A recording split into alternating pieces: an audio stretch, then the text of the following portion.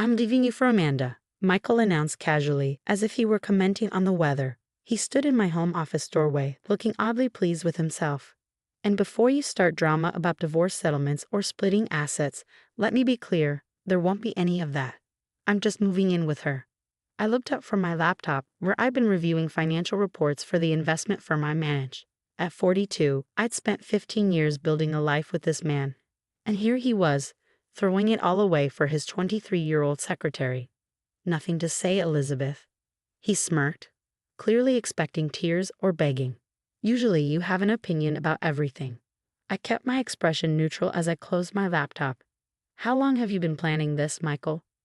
He walked into my office now, confidence radiating from his expensive suit and freshly styled hair. Does it matter? Amanda understands me in ways you never could. She's young, exciting.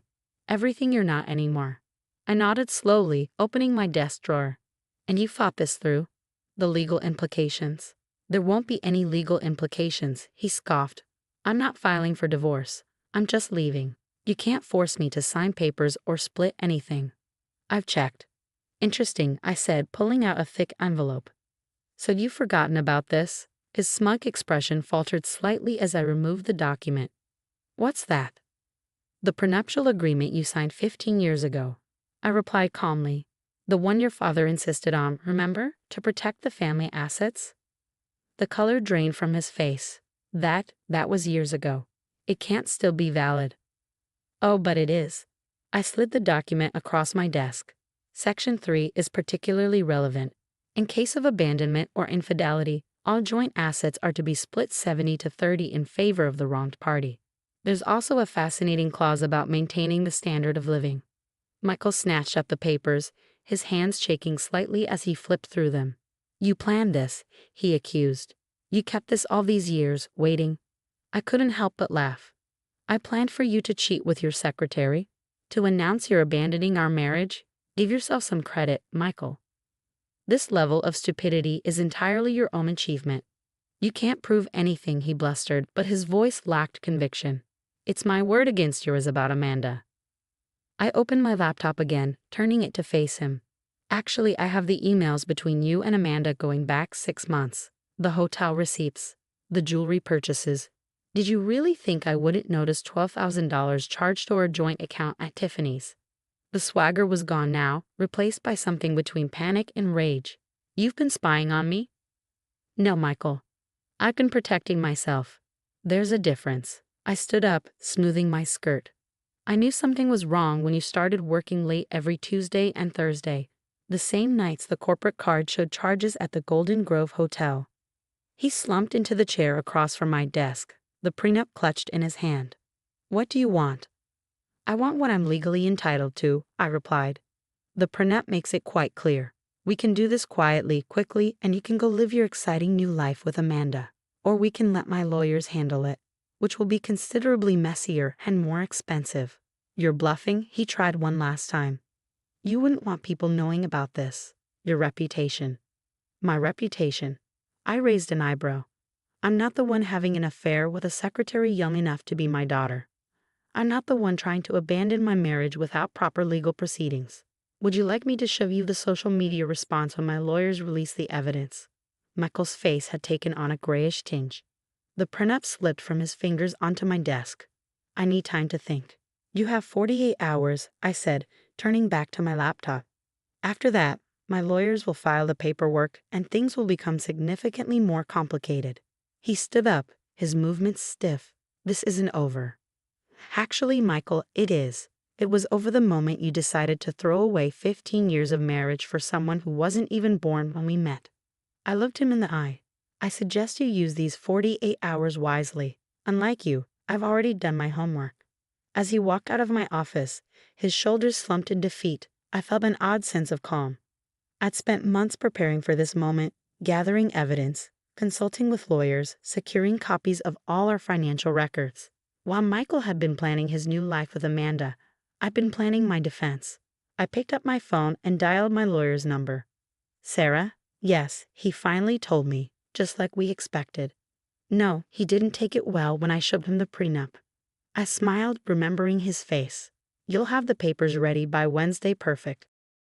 What Michael didn't know was that the prenup was just the beginning.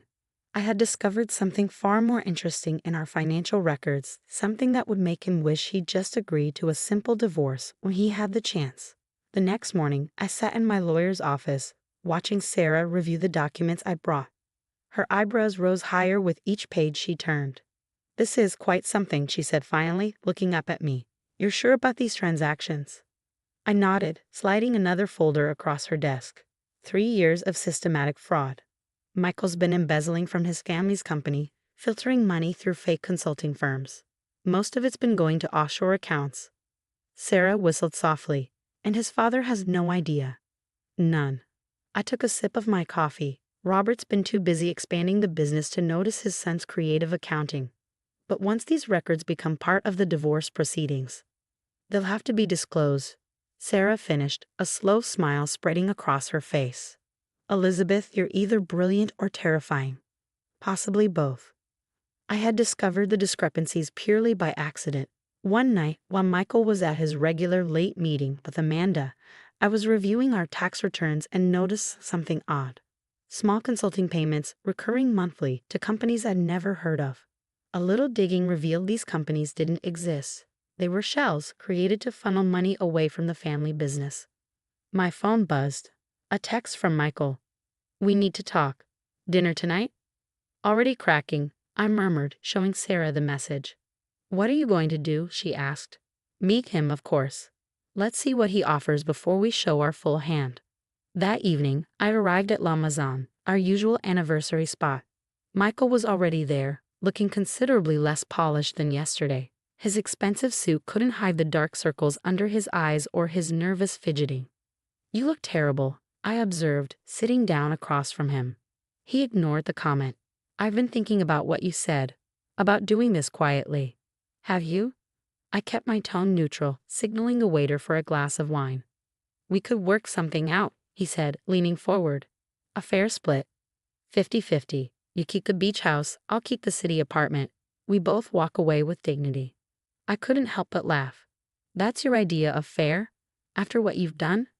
"Be reasonable, Elizabeth," he hissed. "You're not exactly in your prime anymore. This could be your last chance at a decent settlement." I took a slow sip of my wine, letting him stew in his desperation. "You know what I find interesting, Michael? How a man who makes $200,000 a year can afford to buy his secretary a $12,000 necklace, or how he manages multiple offshore accounts on that salary." His face went white. "What are you talking about?" "Oh, I think you know exactly what I'm talking about." I pulled out my phone, pulling up a spreadsheet. "Shall we discuss Meridian Consulting, or perhaps Global Solutions Partners? Fascinating companies. They don't seem to have any employees, offices, or actual business, but they've received millions in consulting fees from your family's firm." Michael's hand shook as he reached for his water glass. "You're out of your depth." "No, darling, you are." I showed him the screen. "These transfers weren't exactly subtle. Your father's accountants will figure it out eventually. Unless." "Unless what?"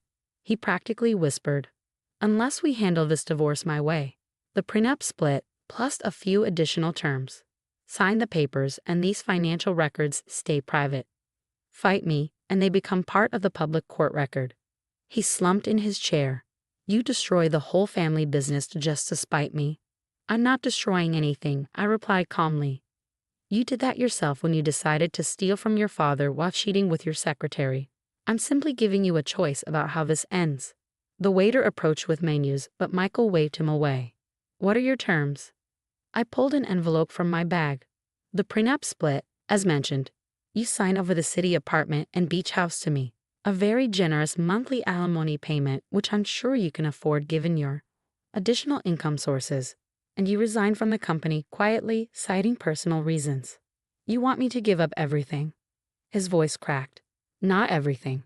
You'll keep your freedom to be with Amanda. Although," I paused, checking my phone again, "you might want to check in with her. Last I heard, she was getting quite cozy with a new intern in accounting. Apparently, you're not the only one who appreciates youth and excitement." Michael grabbed the envelope, his hands shaking as he opened it. "I need time to review this with my lawyer." "You have 24 hours, I said, standing up. After that, I have a meeting scheduled with your father. I'm sure he'd be very interested in reviewing these financial records. As I walked out of the restaurant, I felt lighter than I had in months. Michael had underestimated me, assumed I was too naive or too afraid to fight back. He never realized that while he was playing around with his young secretary, I was carefully building a case that would bring his whole world crashing down. My phone buzzed again. Another text from Michael. "You'll regret this." I smiled, typing my response. "No, Michael. You already do." Michael waited until the last possible minute to respond to my message.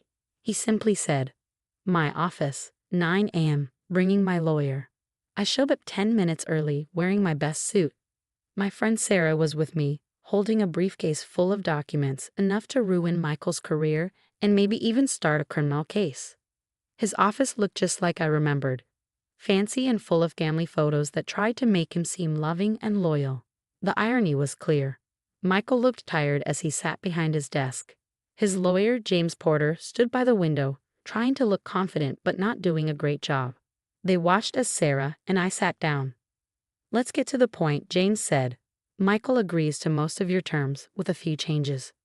"Most?" I asked. "He's fine with the property and alimony," James explained. "But asking him to quit the family business is too much. We want that part removed." Sarah opened the briefcase and pulled out a thick folder. "Then maybe we should go over why that part is necessary." "That won't be needed," Michael said quickly, too quickly. I leaned forward. "Actually, it is.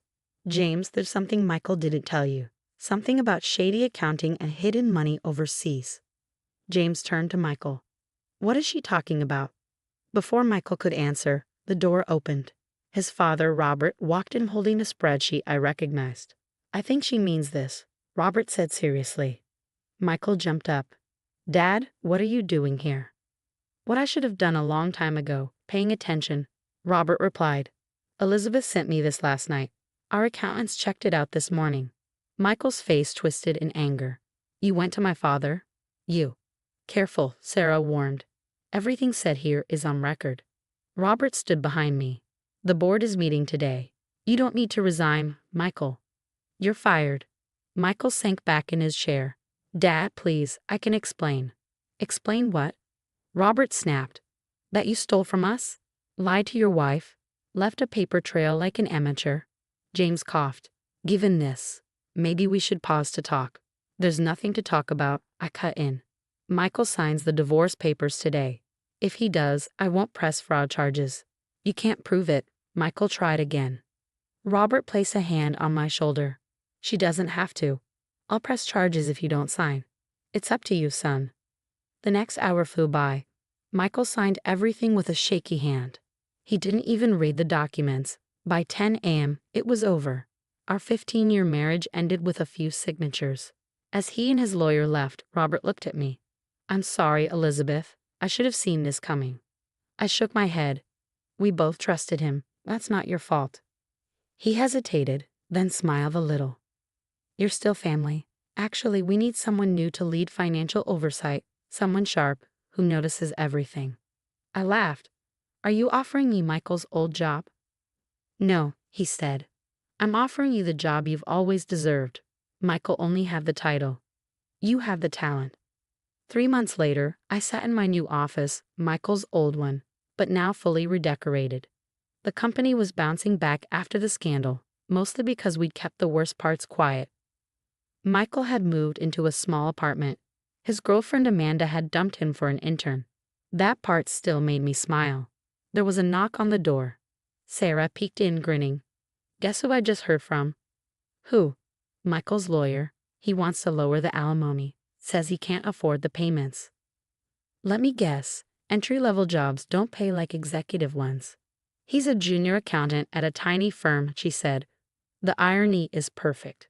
Send the usual reply. "Request denied." Request denied. When Sarah left, I walked to the window. Life was better than ever. I had the beach house, a city apartment I loved, and a job I earned on my own. My phone buzzed with a text from Robert. "Board meeting at 2. Bring the reports. And Elizabeth, thanks for saving the company." I smiled, grabbed my files, and headed to the meeting. As I walked past the front desk, where Amanda once worked, I nodded to the new secretary, a smart woman in her 50s. I'd made sure Michael's type wouldn't be hired again. Sometimes the best revenge isn't revenge at all. It's rising above, getting better, and moving on. Michael tried to leave me with nothing. Instead, he lost everything, and I gained more than I ever imagined. The best part? He destroyed himself. I just made sure he didn't take me down with him.